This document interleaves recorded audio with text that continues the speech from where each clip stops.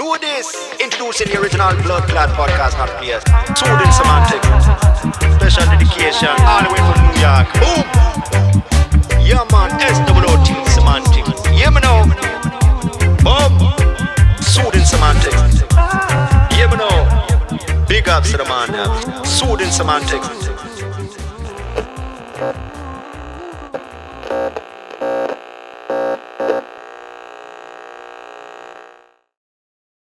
On another episode of the Soothing Semantics podcast, I am your host, and today we have Antoine Martel. How's it going, Mr. Martel? Very good. Thank you for having me. Thank you for coming. So Anton has quite a large following on Instagram. I started following his page, and two friends of mine, Alon Avji and Eitan Israelov, who both of them I've had on my podcast already, have said great things about you, man. And I love your content, phenomenal real estate content. Thank you. You show up whether your hair is neat or not, which is dope. And, True. And just to kind of roll right into it, a lot of people, including me, I haven't invested in real estate yet. I very much plan to do so very soon. And now that we're talking, due to what's happening with COVID, you're in Cali, right? Yep. Okay. So I saw a video you posted recently about why you invest in out-of-state properties. Yeah. Okay. So for people who are listening, what are the reasons that you've decided to do that? Yeah. So a couple of reasons why. I mean, first of all, where do you live? I'm in Miami, originally from New York. Okay. So Miami or New York or LA or Seattle. I mean, all these places are way too expensive for somebody like me or you or a normal person who has, 20, 30, 40 grand saved up, let's say. So not $1 million saved up, not 200, 300, 400 grand saved up. Investing in a place like California or Miami might be a little bit easier, but like in California or in New York City or something like that, it's impossible to make it work. I mean, here, well, we started with 50 grand. We're like, what can we do in California with 50 grand? Nothing. You can't even buy an empty, you can't buy an empty lot unless you did it in the middle of the desert. And so it doesn't make much sense to invest locally. So investing out of state, there's a couple of advantages. First of all, your money goes a lot further. Landlord tenant laws. I can now invest in 5 different markets. I can diversify. I can invest in many different projects instead of putting all my eggs in one basket. So for many different reasons, investing out of state when you live in a very expensive market, it makes, all the sense in the world. So those are the reasons why we invest out of state and why we chose to invest out of state. I mean, personally, we started with 40 grand and we were like, all right, this is how much we want to invest in the first deal. And doing something here in California, again, impossible.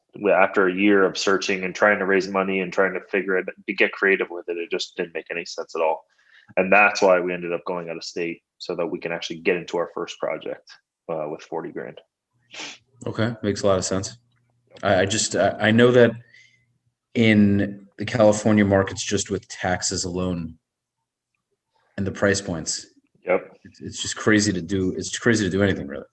Yeah, I mean, you buy teardowns here for $1 million. I mean, we started in San Francisco looking around, and it was $800,000 we were bidding on teardowns. Yeah, and the houses were in rough shape. I mean, you literally couldn't do anything structurally not sound, and $800,000, and we were getting outbid by 200 grand.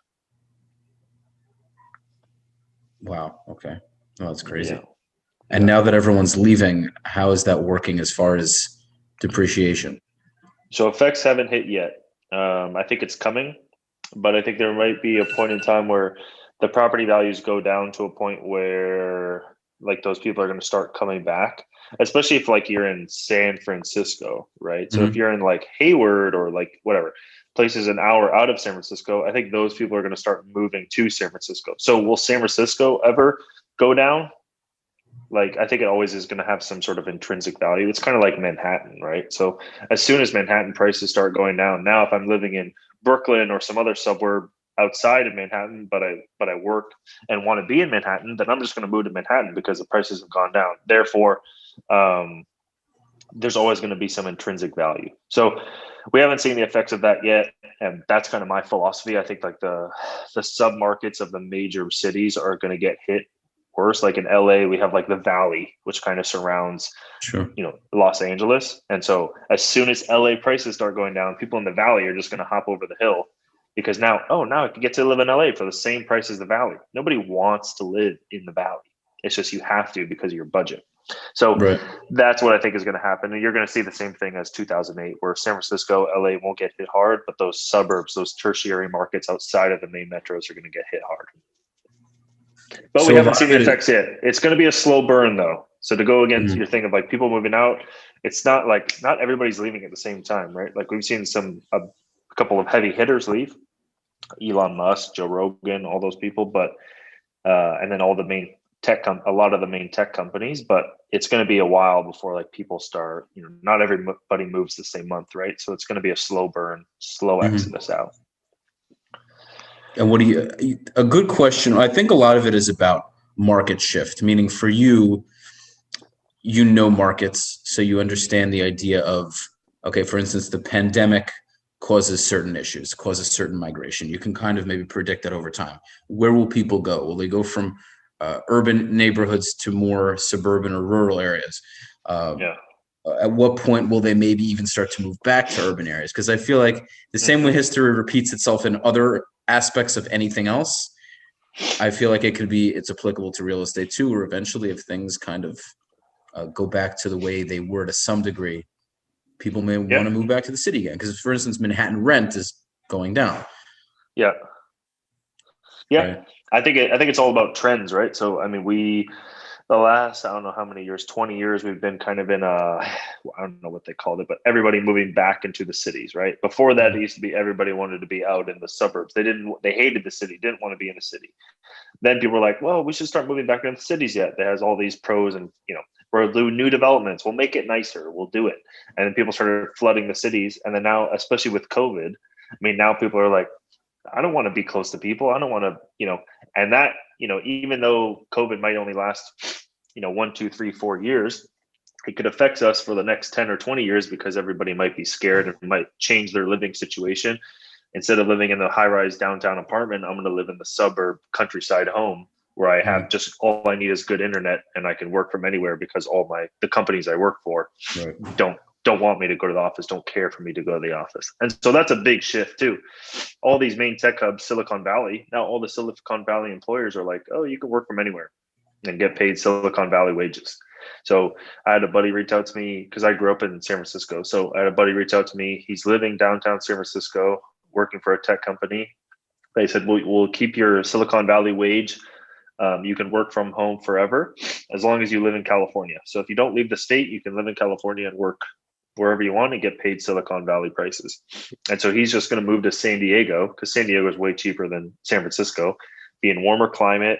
He can get a house in the suburbs of San Diego with a 20-minute drive to downtown San Diego. Real quick, Anton, just hold you to what's the median price San Diego versus like San Fran? Oh, San Diego is like you can get a house for like an okay house, like all right, for the same kind of okay property, it would be like $600,000 in San Diego versus like $2 million in San Francisco. Holy shit! And we're talking almost 4 times the price. Yeah, almost. Yeah, but like worse, San Francisco, like way worse weather, hilly. Like taking Ubers and getting around and like traveling around downtown is like a pain in the ass. Weather's like cold and foggy 300 days of the year. There's probably like a couple of weeks. There's probably a couple of weeks out of the year where you can actually do stuff because the weather's nice. San Diego, it's the complete opposite. 300 days of sun a year. Yeah. So it's a no-brainer imagine that's just one person that I talked to, but all the other people that are thinking the same thing now because their companies literally, you don't have to come to the office. You can work from home. Now I'm going to find a nice large house in the suburbs where I can have an office space and all I need is good Wi-Fi. I'm good to go. 100%. So it's changing everything. It's going to change the way California is and the rest of the country, I think. Well, Cali also has this crazy scare now. I just interviewed someone, Peter Santinello, fascinating guy. He does a lot of vlogging and travel videos. Has a very big YouTube following. Hopefully you'll check out the episode. I just put it out. and he was living in San Fran for a little while. He just did an episode, and he was talking about the panic that there is in many parts of California. Just how if you're walking in the street, people are very, very conscious of like wearing masks, and they'll like kind of cross the street when they see you and things like that. Yep. People are kind of, I guess, panic-ridden or stricken versus other places. That's for sure. Yeah, I mean, you're in Miami. I don't even think they know what COVID is over there. Yeah, but, it's so chill. It's great. People are taking it very seriously. Like literally, yeah, you'll be walking down one side of the street and people will cross over wearing masks religiously anytime you go outside, pretty much. That's the kind of mentality here. I mean, we've also like the governor and like the way things are, it's like shut down still. So like we still only have, they just opened outdoor dining a week ago. Wow. So we've kind of been in this mentality of like, hey, COVID's real, it's here. You know, it's not unlike you guys where it's like, oh, nightclubs are still open and, you know, all this kind of stuff. It's like, no, everything's been shut down. No bars, no drinking, no da da da da. So I can't imagine, man. I don't know how you do it, but listen, you know, teach their own. Yeah. It's not us. And then, so they kind of set these rules and then people are just going around, you know, like, oh, okay. Yeah. It's in California. It doesn't, you know, it's not in Florida. Florida doesn't get COVID, for example. It's just a different way of life, man. If you want to, you know, it's all a matter. That's why America's great, I guess. Now, another question I really have among several is when you started out, okay, I meant to introduce this in the beginning, but Anton has founded Martel Turnkey. Martel Turnkey has, and I mean, obviously you're going to go into it, but I'm going to give a little introduction, is a company where he does research in all different parts of the country, decides where to invest, you have plenty of investors investing anywhere from, I would say, a couple of $100 or $1,000 into different plans that you have. And essentially you are building a real estate empire. Yeah, pretty good. So Martel Turnkey, Martel Turnkey, buys, the easy way to describe it. We go buy single family homes, we renovate them, rent them out, put a property management company in place, and then sell those homes to our clients, help our clients get financing, insurance, property management. So for people that live in San Francisco or LA or New York City and want to invest in real estate, but don't have $1 bajillion, they only have 20 grand, they can now, through our company, buy houses in Memphis, Cleveland, St. Louis, and start growing a portfolio with us and through us, and we'll help them with, you know, building their team and finding the properties, all that kind of stuff. Awesome. Yeah, definitely something that I would be open to doing with you in the near future for sure. Yeah. My family, like, it's not even about my family, but growing up, I had no idea, no knowledge of real estate. It wasn't something that was stressed. This idea of investment, it just wasn't a thing. So now that I'm getting older, it's becoming a much more important thing to me. So I've been doing real estate only for a few months as a realtor, but now that I'm around it and I'm following all these pages and I'm talking to people and connecting with people who do have real estate investments, I'm understanding the power of it. So this is why I was so excited to have you on. It's a good way to get started. I mean, that's why we started the company. So many people are in the same situation as you, and they don't know how the hell to get started. And it's the simplest way. If you have 20 grand in a W-2 job, you know, some sort of stable income, and you can get you're financeable pretty much, then I mean, turnkeys are an amazing way to get started for sure for a lot of people. Absolutely. Yeah, we shall be in touch about that for sure. Yeah. And then but I haven't read your book yet, A Millennial's Guide to Real Estate and to Real Estate Rental Properties, if I'm not mistaken. Yeah, to investing in rental properties. Investing in cash flowing rental properties. Yep. The book can be found on Amazon, ladies and gentlemen. Give it a gander. Give it a buy. I'm definitely gonna read it. You wanna give us a little bit of knowledge from the book, some of the parts that really. Sure. Yeah, the book was written because I was just getting so many DMs and messages about how do you do this? How do you do this? I started writing articles and posting the articles. And then I had all these articles, and I was like, shit, this could be like a freaking guide of how to do the whole thing, pretty much the whole entire strategy, how to choose a market estate, build a team, find the property, analyze the deal, how to finance the deal, blah, blah, blah, blah, blah. And I was like, well, let me hire, I have an editor, or a writer. Let me hire the writer, and let's see if we can just take all these articles and make it into a book and add, fillers and blah, blah, blah, blah. And that's what we did, turned into a 100-page book in a couple months, and then started selling it and giving it away, because then I didn't have to get like the question pretty much, how do you do this? Here you go. Here's a link to buy the book or whatever. And it's only like $3 on Amazon or something silly. So that's why the book, and that's what it will teach you. Awesome. And I think for a lot of people, the idea of real estate investing is such a fear for them, that aside from all of the concepts of whether you're buying property, flipping, buying and holding, doing all these things, to them, it's just this massive cloud of whatever. So for me, I also have a lot to learn. I'm not going to sit here and act like I know a ton. For me, I just, want to understand a little bit more, decide what I want to start with. I mean, what would you recommend as somebody starting? When you made your first investment, what did you do?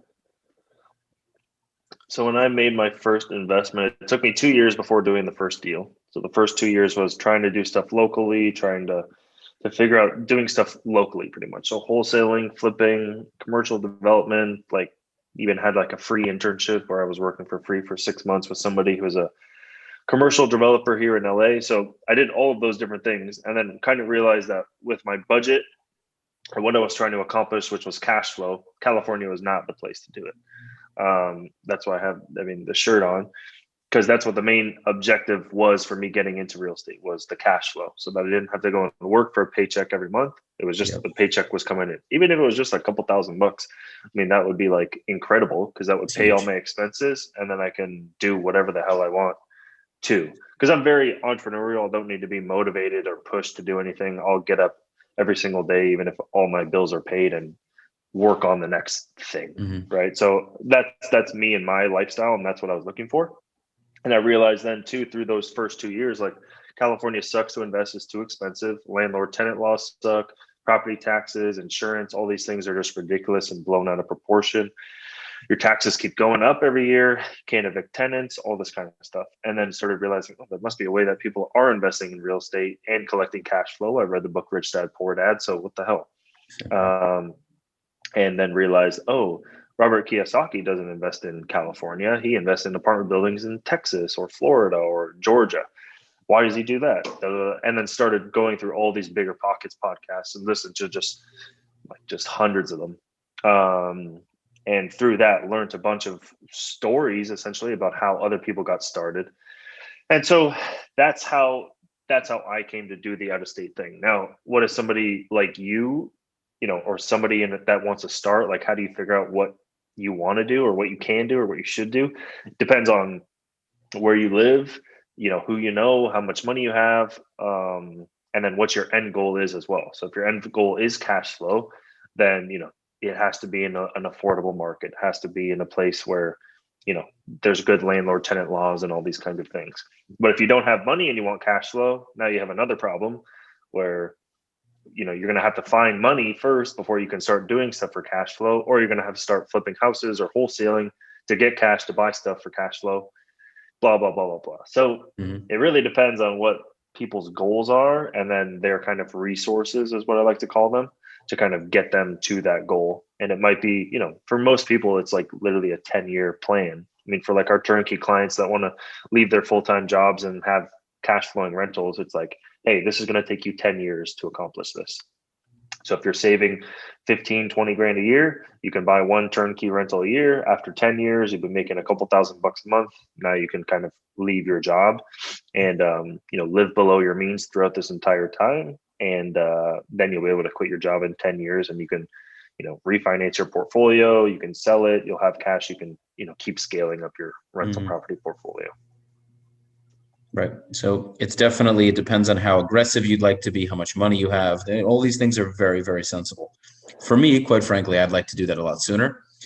Yeah. I also like you, a very entrepreneurial mindset. I'm very self-motivated.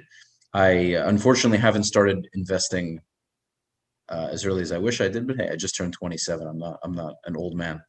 So yeah, for me, I quite frankly want to have a lot of real estate, and I know I'm going to get into it. I just have to, think it through. I'm not the kind of person to think too much into it, but it just has to make sense where I know what I'm doing. I understand the risk. I understand the reward, and then I can make a calculated decision. So, and once it happens, and I'm obviously going to fuck up, and certain things aren't going to go my way, but that's how everything is. So, Yeah. it's just not as complicated, I think, as a lot of people make it out to be. Yeah. Yeah, for sure. I mean, you're in a good state too for like Definitely.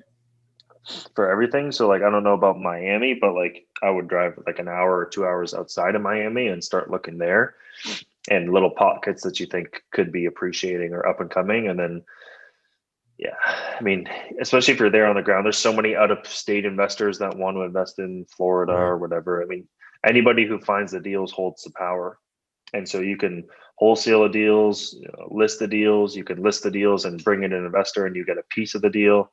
Sure. And you can manage the entire construction process. You can start your own construction company. I mean, you being in that market already has all of these advantages that people like me, well, not me, I don't like investing in Florida, but a lot of other people. How come?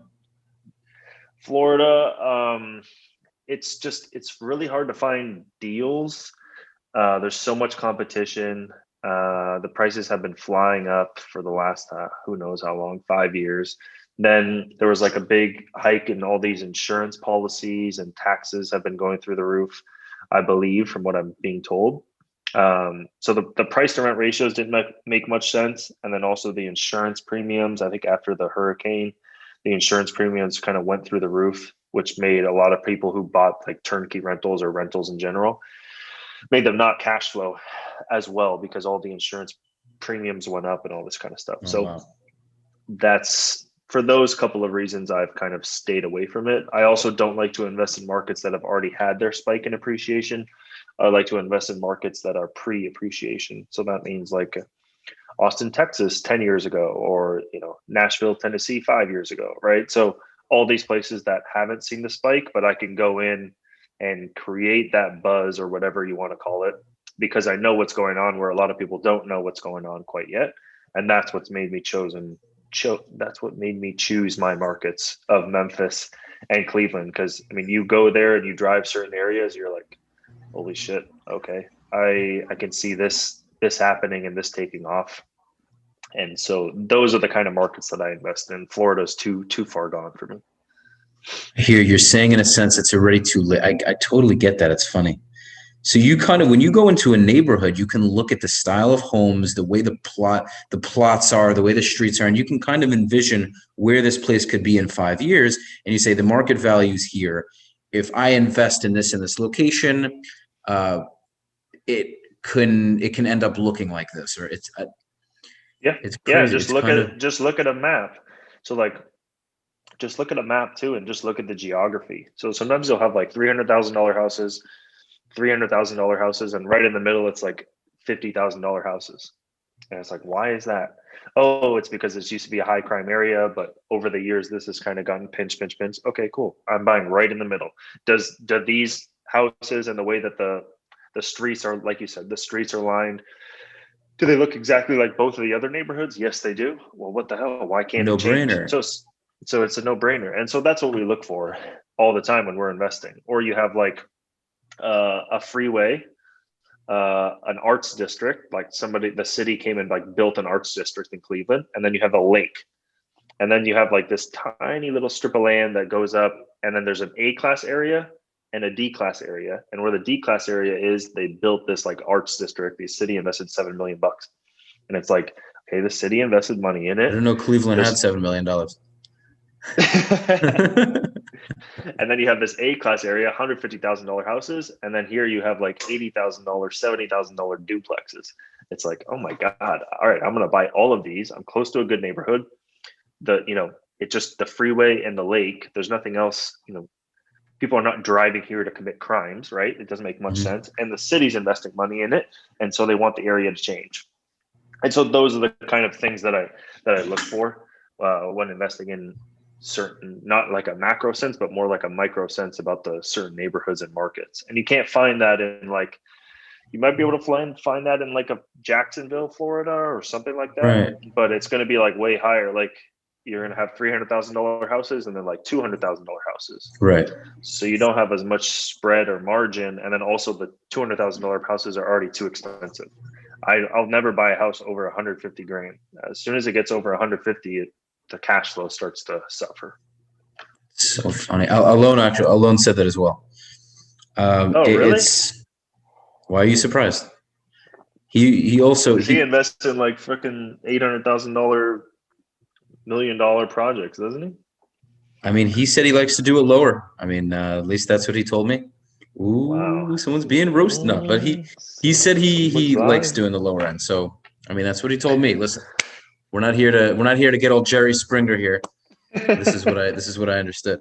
Ultimately, this is so my thing because I love visualizing. I'm just very fascinated by different geography, looking at a neighborhood and seeing, okay, what's going on here?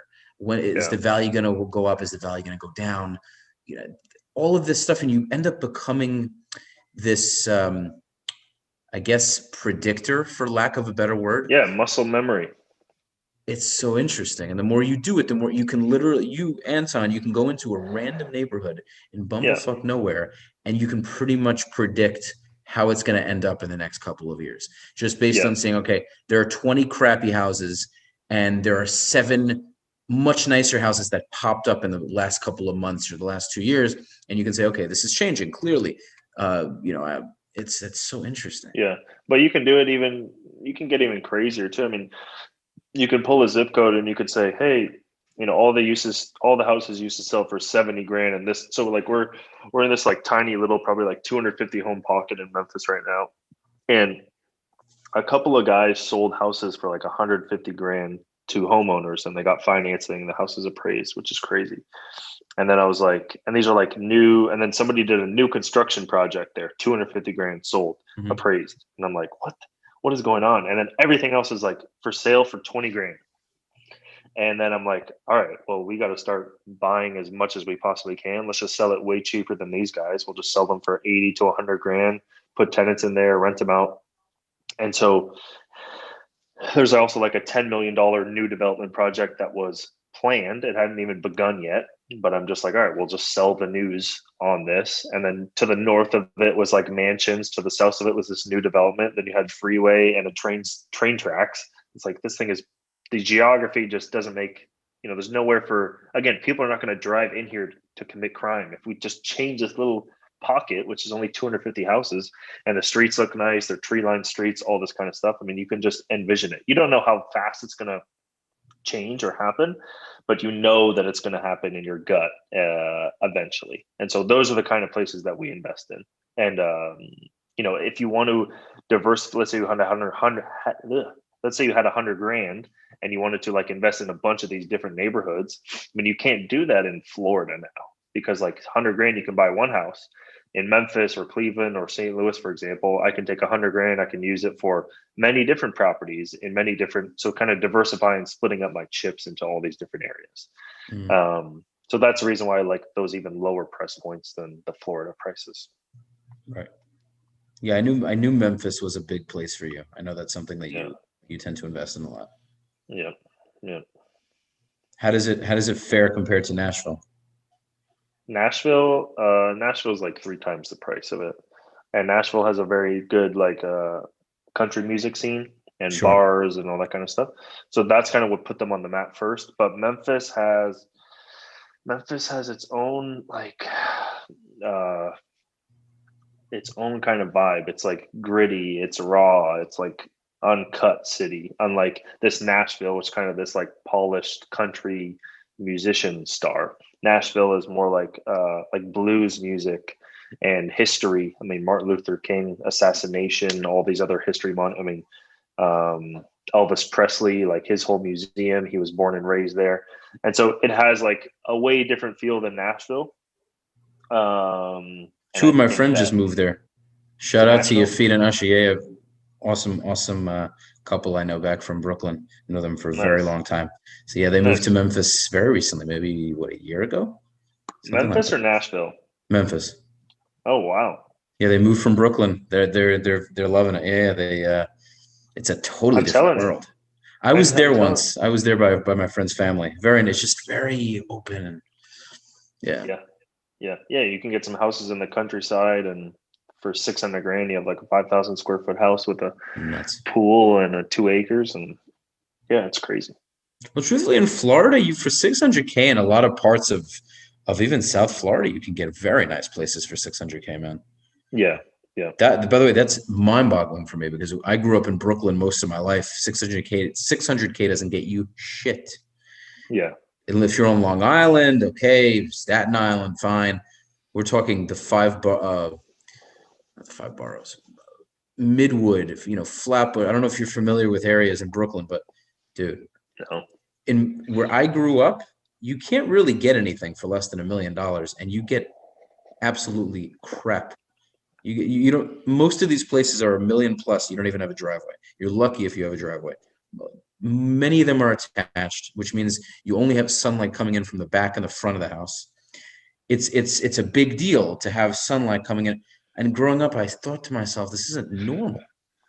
And I argue with a friend of mine about this because he's like gung-ho about Brooklyn. He's a realtor in Brooklyn. And we always, we talk about this. It's just crazy, man, yeah. I don't know that's just, I don't think people are getting their value, but listen, some people are, set on the city living, I guess.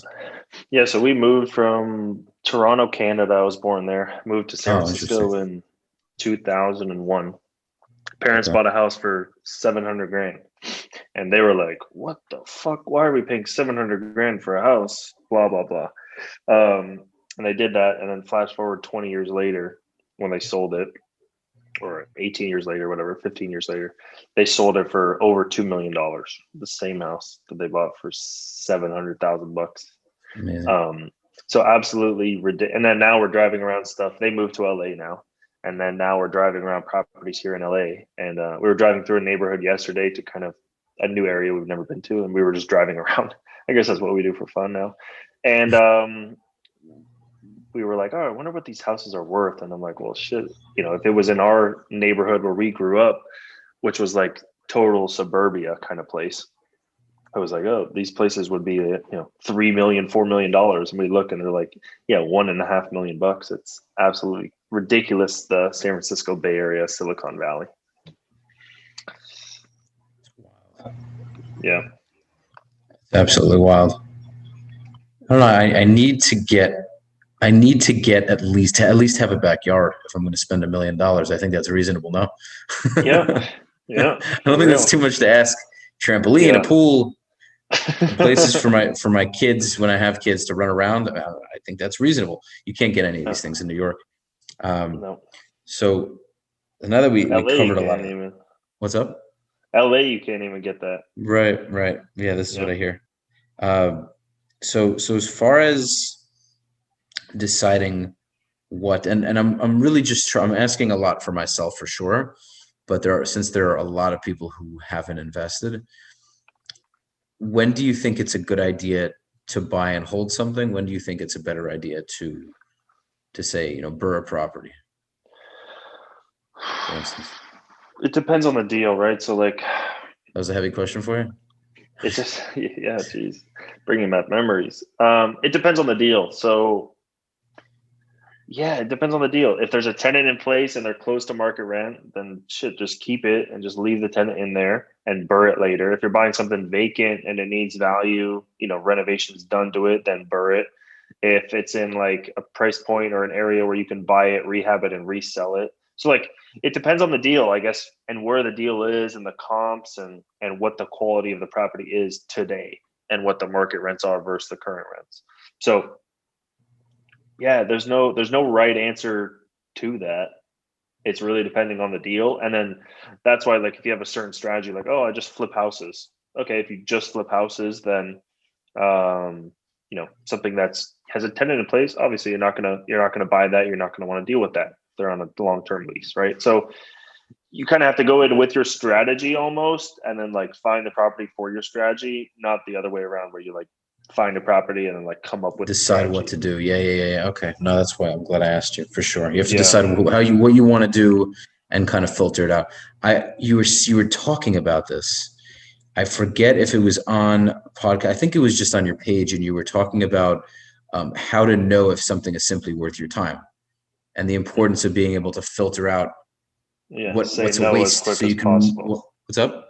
Yeah, to figure out what's a no as quick as possible. Right. It's like find the no as soon as you can. Yeah, like no, I won't buy this. You wrote a post about this. I'm pretty sure. Yeah, I loved it, by the way. It was an awesome post.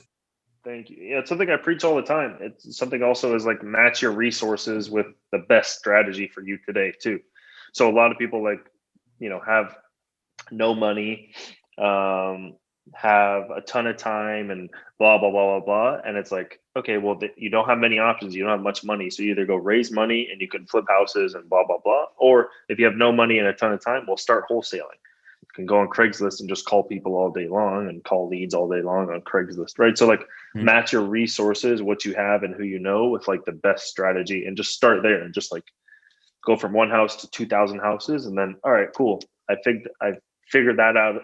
Now I have a team around it, a system around it. Now I'm going to take that cash that this business is creating and go and do the next strategy. But a lot of people just like do 3 projects in one way, and then they change their strategy and do another 3 projects, and then they change their strategy and do another 3 projects. And then at the end, they're like, yeah, I have a couple Airbnbs, I have a couple flips, I have a couple rentals, I have 1 apartment building. It's like they're just kind of all over the place, and it makes it really hard to scale and build a system around something that is all over the place. Wow, dude, thank you for that. Because this was one of the questions I had, because you'll have people like this and they kind of brag about it. You know what I mean? They're very proud of it because look at me diversifying. And from your mind, it's stop getting confused with all these different strategies. Focus on one, decide based on the properties you come across, whether it's something you can do or not based on your strategy, and go from there. And at a certain point, you get so good at it, and correct me if I'm wrong, but you get so good at it by doing it so often that you can quickly determine whether something is good or not in a heartbeat. You go through you check off the boxes. Does this house have this? Does this have that? Or does it not have this, that? Done. No deal. Next, no deal. Next, no deal. And you were talking about this, and you were saying that the sooner I can just say no to all of these things, the sooner I'll find what I need, right? It's all a numbers game, right? So like our acquisitions people, like they have their little buy box. If it doesn't hit this buy box, like just nope. Don't figure out how we can buy it and how we can make money with it. No, if it doesn't work for your buy box, you're not buying it. Move on to the next deal, because we're going to beat somebody else on the speed to the next deal than figuring out how we can make $200 a month with the current deal. So just fucking leave it alone and keep going to the next deal. And just that's why one acquisition guy for us can analyze 100 deals a day. Wow. Yeah. Okay. So then at what point do you feel the property is worth like kind of, pulling a few hairs? Like at what point is it like, this isn't great, but it's worth it? Never done it. No, if it doesn't fucking fit, it's done for you. Nope. It's not worth it. If it's something weird like, utilities, I go, okay, it's going to be a bitch. But like, if it's something I can't put on the budget, then it's not worth it. So does that make sense? So like, all right, buying an apartment building, let's say utilities are not split up. I need to add utilities or put a rubs in. Okay. If I can put a rubs or add utilities. I'm sorry, you said I'm not familiar with rubs. So like, let's say a building is not separately metered. So like there's 1 water meter, not 20 water meters for every unit. Okay. So I'm going to just like spend money to add 19 water meters, and I'm going to put that on my budget. Then there we go. Problem solved. I don't really have to think about it.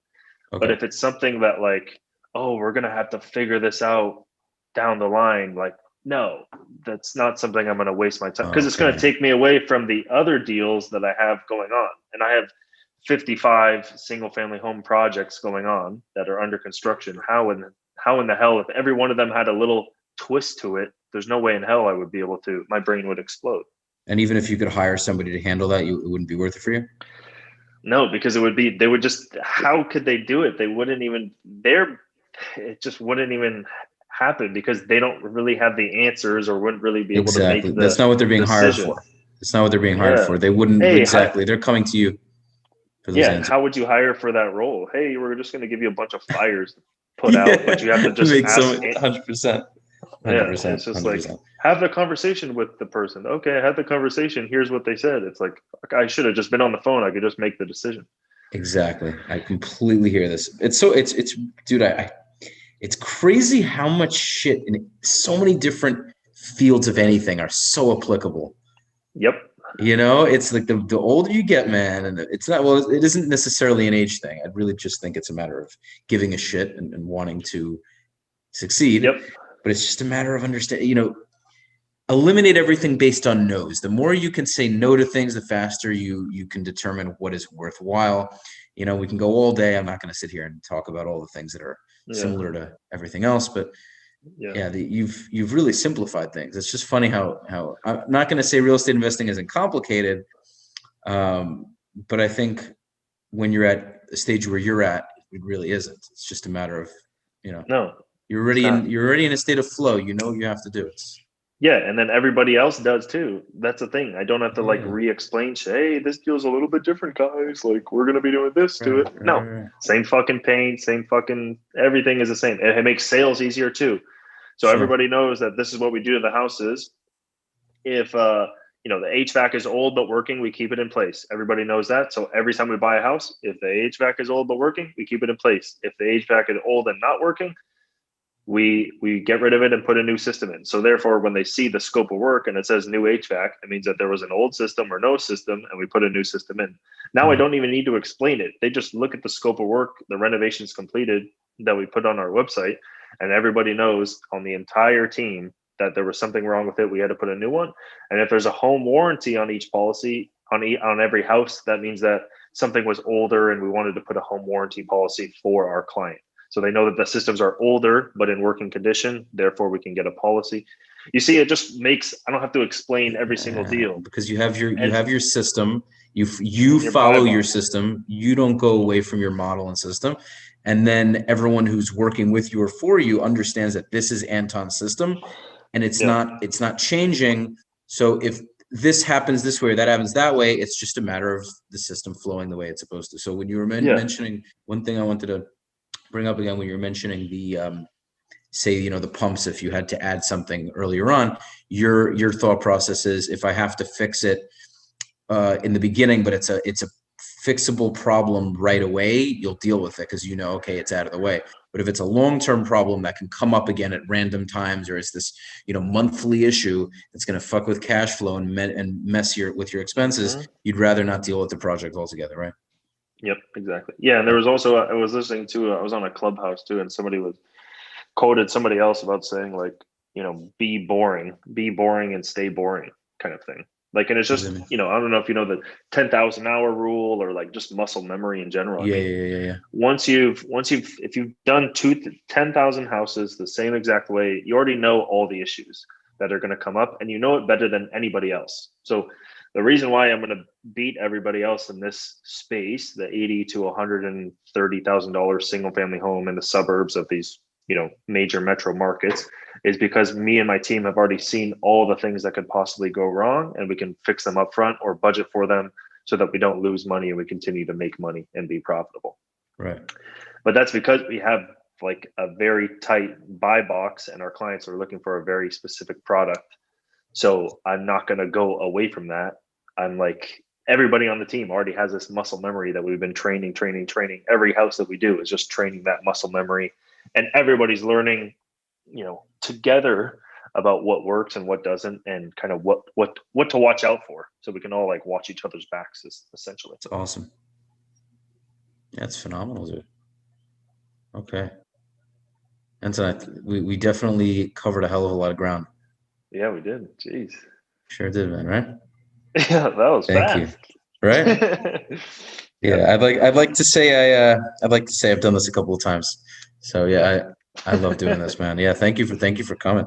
I learned a lot. I'm definitely going to be checking out your pages as I always do. I don't check it out every single day, but I definitely tune into it.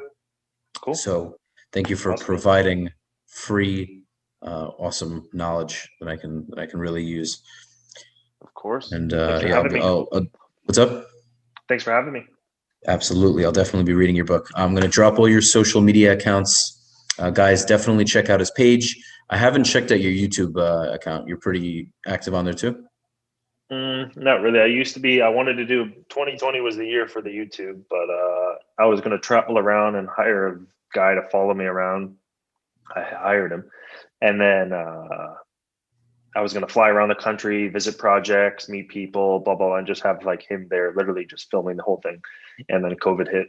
And so that was scratched. So hopefully once COVID, whatever, once the vaccines or what, I don't know, whatever, once things open up again and I can travel freely without the worry and without him worrying too about getting sick and stuff like that, then we're going to do that. So that's what'll be coming. So soon, Okay. but not yet. Sounds awesome, man. Thank you. Okay, guys, this has been another episode of Soothing Semantics. Anton, thanks again for coming. Of course. Hope to meet at some point if I do come to California, which quite honestly probably won't be anytime soon. Yeah. If you come to Miami, definitely let me know. Would love to meet up. Yeah. And guys, as always, tune in every Monday. I will see you soon.